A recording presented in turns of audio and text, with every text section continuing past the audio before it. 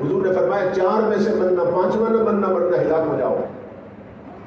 اے میری امت کو 4 میں سے بننا، 5واں نہ بننا ورنہ ہلاک ہو جاؤ۔ عرض کی آقا کیا مانے؟ فرمایا اغدو عالمن، بن سکو تو شریعت کے عالم بن،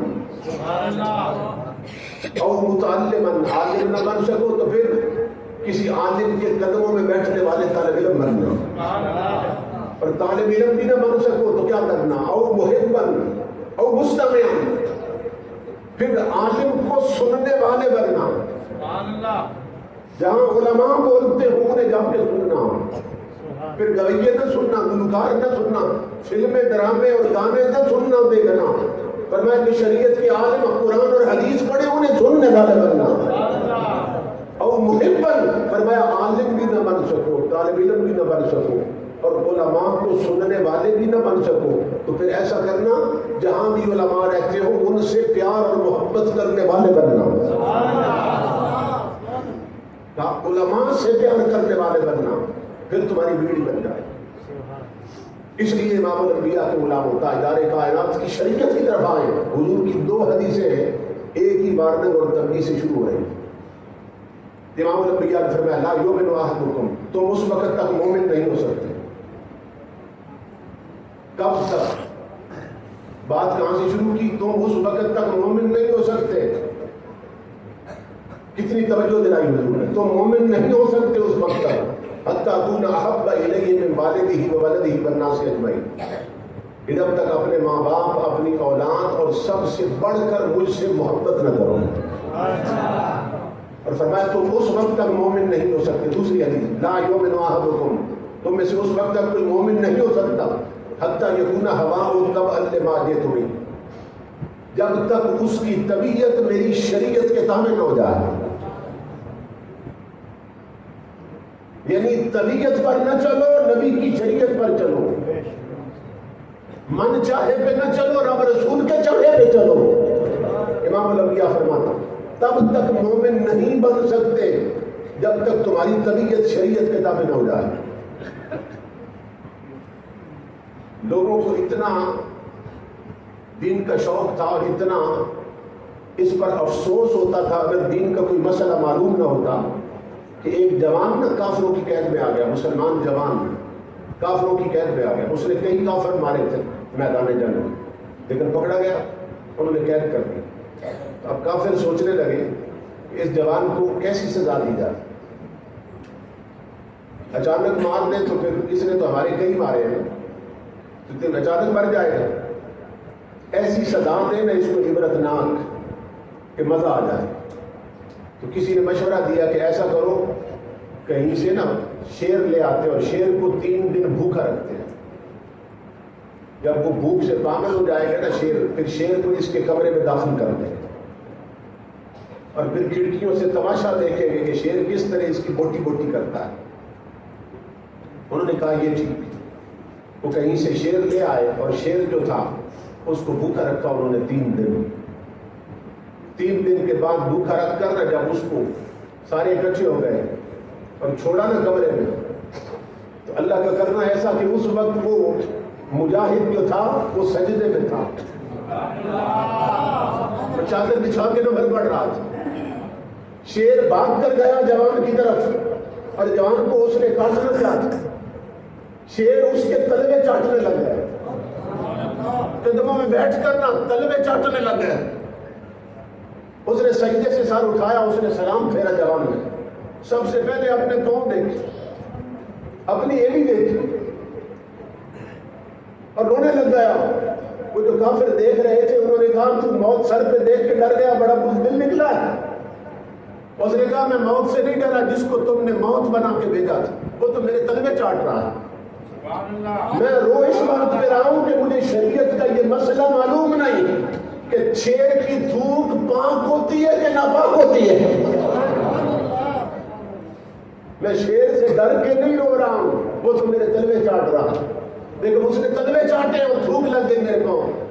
میں رو اپنی کم علمی پہ رہا ہوں کہ مجھے شریعت کا یہ مسئلہ معلوم نہیں کہ شیر کی تھوک پاک ہوتی ہے کہ ناپاک ہوتی ہے۔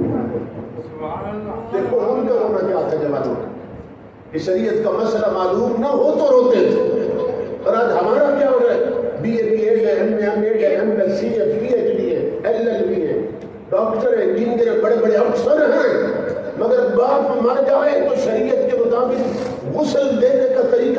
نہیں ہے. آج ایک باپ کے 4 بیٹے افسر ہیں، مر جائیں تو غیروں کو بلا کے ختم قرآن کروا لیتے ہیں. 4 بیٹوں میں سے کسی کو توفیق نہیں خود ان کے لیے ختم قرآن کر سکے. بیٹیاں استانیاں بن گئی اور BA کر لیا، MSc کر لیا، لیکن 4 بیٹیاں ہیں، 3 بیٹیاں، ایک بھی اس قابل نہیں کہ مرنے کے بعد ماں کے لیے خود ختم قرآن کر سکے. کیا سیکھا، کیا سمجھا اور کیا پڑھا؟ تاجدار کائنات کی شریعت امام الانبیاء کے غلام ہیں جو اپناتے ہیں اور پھر بھی یاد مناتے ہیں، ان کا پکا رشتہ حضور سے قائم ہو جاتا ہے. گنبد خضرا کا فیض آج بھی جاری ہے، حضور آج بھی نواز رہے ہیں. دیکھو نا، جس کو نوازا تھا لیکن اس نے پہلے مارے کھائی تھی، اس نے جیل کاٹی تھی، اس نے کارکن شہید کروائے تھے. کسی علاقے کا بندہ تھا، ویل چیئر پہ بیٹھنے والا عاشق رسول. حضرت مولانا خادم حسین رضوی امیر المجاہدین جنہیں دنیا کہتی ہے. اسی دور میں ہم نے دیکھا کہ اس نے یار کے لیے مارے کھائی تھی، یار کے لیے جیل کاٹی تھی. کتنی مشقت اور تکلیف برداشت کی اس بندے نے. پھر امام الانبیاء کے غلام و خیرات کیا ملی؟ ہم دیکھتے ہیں بندے مر جائیں نا، بڑے بڑے افسر مر جائیں، لینڈ لارڈ مر جائیں، امیر مر جائیں، کبیر مر جائیں تو ناک سے خون بہنے لگ جاتا ہے میت میں، اور منہ سے پیپ اور رطوبت بہتی ہے، اور بعض کے تو جسم سے غلاظت نکلتی ہے تو میت اکڑ جاتی ہے اور رنگت بدل جاتی ہے. اس عاشق رسول کا جنازہ بھی 3 دن پڑا رہا ہے. نہ رنگت بدلی تھی، نہ میت اکڑی تھی، نہ منہ باندھا گیا تھا، نہ ناک میں روئی ڈالی گئی تھی. 3 دن جنازہ پڑا رہا ہے. تیسرے دن جنازہ اٹھا تو کروڑوں لوگوں نے دیکھا کہ آج بھی اس کا چہرہ گلاب اور موتیے کو شرما رہا تھا.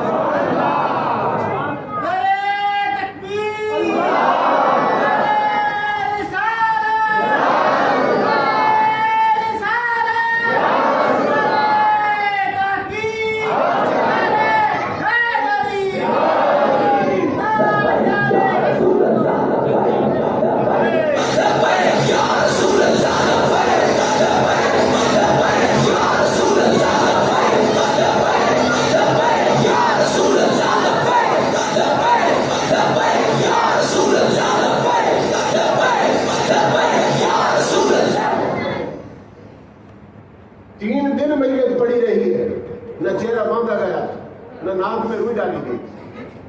3 دن پڑی رہتی میت، اور دیکھنے والوں نے دیکھا کہ تیسرے دن بھی چہرہ غلام اور موتیے کو شرما رہا تھا. مدینے سے آواز آ رہی تھی تنقید کرنے والوں، دیکھو میرے عاشق کے چہرے کی طرف، نور آنکھوں میں تو چہروں پہ اجالے ہوں گے، مصطفیٰ والوں کے انداز نرانے ہوں گے. مومن جب قبر میں جاتا ہے اور حضور کو پہچان لیتا ہے نا تو فرشتے کیا کہتے ہیں؟ کہتے ہیں قد کنا نعلم انک تقول ھذا. جب قبر میں جاتا ہے مومن، حضور کا سچا عاشق، اور 3 سوال ہوتے ہیں: من ربک، تیرا رب کون ہے؟ وما دینک، تیرا دین کیا ہے؟ ما کنت تقول فی حق ھذا الرجل الذی بعث فیکم، بتا اس ہستی کے بارے میں کیا کہتا تھا. جب حضور سامنے ہوتے ہیں نا تو وہ کہتا ہے مجھ سے پوچھتے ہو کہ یہ کون ہے؟ جن کے لیے مارے کھائی، جن پر درود پڑا زندگی پر، اور جن خواب میں طلب لے کر سویا کہ حضور کا دیدار ہو جائے، جن کے میلاد کی محفلوں میں رہا، زندگی بھر جن کی غلامی میں رہا، مجھ سے پوچھتے ہو یہ کون ہے؟ یہ تو میرے آقا محمد عربی ہے، یہ تو محمد مصطفیٰ ہے، یہ تو نبیوں کے تاجدار ہیں. جب وہ کہتا ہے نا یوں تو فرشتے کہتے ہیں قد کنا نعلم انک تقول ھذا، ہمیں پہلے ہی پتا تھا تو یہی کہے گا. اس پر علماء نے لکھا کہ فرشتوں کو پہلے کیسے پتا تھا کہ یہ یہی کہے گا. فرشتے کہتے ہیں ہمیں پہلے ہی پتا تھا تو یہی کہے گا. تو علماء نے لکھا اس لیے فرشتے کہتے ہیں کہ ہمیں پہلے ہی خبر تھی کہ تو یہی کہے گا. کیوں؟ کہ مصطفیٰ کے پہچاننے والوں کے چہرے ہی اور ہوتے ہیں. نور آنکھوں میں تو چہروں پہ اجالے ہوں گے، مصطفیٰ والوں کے انداز نرالے ہوں گے. سب نے مر جانا ہے، امام الانبیاء کے غلاموں، اپنی آخرت اور عاقبت کی فکر کرو، عاقبت کی فکر کرو، 5 وقت کے سچے نمازی بن جاؤ، جس آقا کا میلاد بنا رہے ہو تاجدار انبیاء صلی اللہ علیہ وسلم، اس دنیا میں آتے ہی سب سے پہلے اپنے رب کے سجدے میں گرے تھے۔ تمہارے میرے نبی نے سب سے پہلے خدا کو سجدہ کیا۔ حضرت آمنہ فرماتی ہیں کہ فاد نہیں تو عضو نہیں رہا، میں نے کان قریب کیے، بس تو میں نے سنا کہ سجدے میں کیا کہہ رہے ہیں، ابھی پیدا ہوئے ابھی سجدے میں چلے گئے۔ فرماتے میں نے سنا وہ یقول، سجدے میں گر کر فرما رہے تھے اللہم اغفر لامتی، مولا میری امت کے گناہ معاف فرما دے۔ سجدے میں گر کر فرما رہے ہیں، تاجدار انبیاء اس دنیا میں آتے ہی سجدے میں گرے ہیں۔ بعض بدبخت کہتے ہیں ہمارے جیسے ہیں، آج عورت بچہ جنم دے 40 دنوں کے لیے وہ عورت ہی نماز سے دور ہو جاتی ہے۔ یہ توجہ طلب بات ہے، آج عورتیں بچے کو جنم دے تو 40 دن نماز نہیں پڑھتی، 40 دن نمازوں سے دور ہو جاتی ہیں۔ کملی والے آپ سے پیدا ہوتے ہی سجدے میں گرے، بتا دیا حضور نے میں بھی پاک ہوں، میری ماں بھی پاک ہے، میں بھی پاک ہوں، میری ماں بھی پاک ہے۔ آتے ہی امام الانبیاء سجدے میں گرے اور دعا کیا مانگ رہے تھے؟ اللہم اغفر لامتی، مولا میری امت کے گناہ معاف کر دے۔ حضور اس دنیا میں آئے ہمیں نہیں بھولے، معراج پہ گئے ہمیں نہیں بھولے۔ جب سارے پردے ہٹ چکے نا اور اللہ نے اپنے دامن قرب میں لے لیا محبوب، لذت وصال سے آشنا کی، ہر دوری مٹ گئی، ہر پردہ ہٹ گیا۔ اللہ نے پوچھا محبوبوں کے پاس جائیں تو تحفہ لے جاتے، محبوب تو میرے لیے کیا تحفہ لایا؟ عرض کی مولا اپنی عاجزی لایا ہوں اور امت کے گناہ لایا ہوں، معاف کر دیں۔ اس مقام پر بھی حضور ہماری بات چھیڑ دیتے ہیں، امت کے گناہ معاف کر دیں۔ اس دنیا میں آئے ہمیں نہیں بھولے، معراج پر گئے ہمیں نہیں بھولے، دنیا سے جانے لگے ہمیں نہیں بھولے۔ جب ملک الموت حضور کی روح نکالنے لگا تو امام الانبیاء نے فرمایا ذرا ہاتھ روک لو اور میری بات سنو، بڑی تکلیف ہو رہی ہے اور مجھے اپنی گنہگار امت یاد آ رہی ہے، ایسا کرو میں تمہیں کھلی چھٹی دیتا ہوں، آج جتنے درد کرنے ہیں مجھے کر لو، میری گنہگار امت کو معاف کر دے۔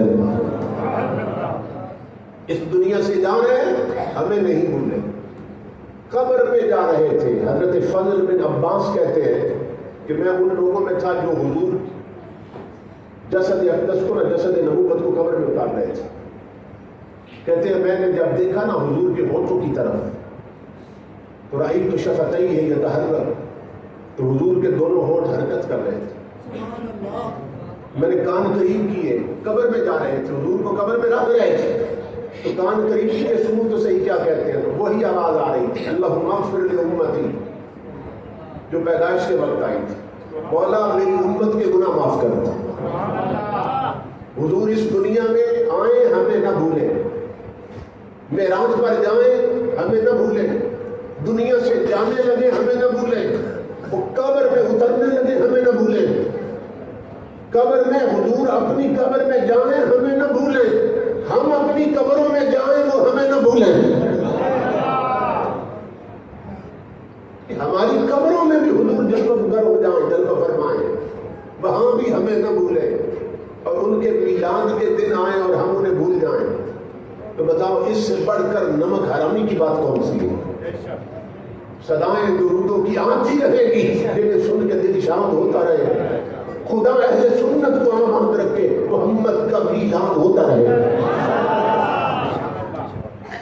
آج آپ ہی خوش نہیں، اللہ کی عزت کی قدم، آج گنبد خضرا میں تمہارا نبی بھی خوش ہے۔ امام الانبیاء فرماتے ہیں اعلیٰ حضرت نے لکھا کہ کئی بزرگوں کو نہ حضور خواب میں ملے، امام الانبیاء سے پوچھا ان ولیوں نے، بزرگوں نے جنہوں نے خواب میں زیارت کی، یا رسول اللہ لوگ آپ کے میلاد کی خوشی میں صدقہ و خیرات کرتے ہیں، غریبوں میں نیاز بانٹتے ہیں اور خوشی مناتے ہیں، گھر سجاتے ہیں، تو یا رسول اللہ صلی اللہ علیہ وسلم عام طرف سے عمل کیا ہوتا ہے؟ ان کے اس عمل پر آپ خوش ہوتے ہیں یا ناراض ہوتے ہیں؟ دو لفظوں میں حضور نے پیغام دیا. کہتے ہیں امام الانبیاء نے فرمایا من فرح بنا فرحنا بہی، فرمایا جو میرا امتی ہماری خوشی کرتا ہے ہم اپنے اس غلام سے خوش ہو جاتے ہیں. تم اہورا والو آج تاجدار کائنات تم سے خوش ہیں کہ تمہاری گلیاں بھی تاجدار کائنات کے نغموں سے گونج اٹھی ہیں. تمہارے چھوٹے چھوٹے بچے بھی جلوس میں شامل اور میلاد میں شامل. تمہاری گلیاں بھی آج وہاں رحمتوں کی بارش ہو رہی کیونکہ مصطفیٰ کے میلاد کی جھنڈیاں لہرا رہی ہیں.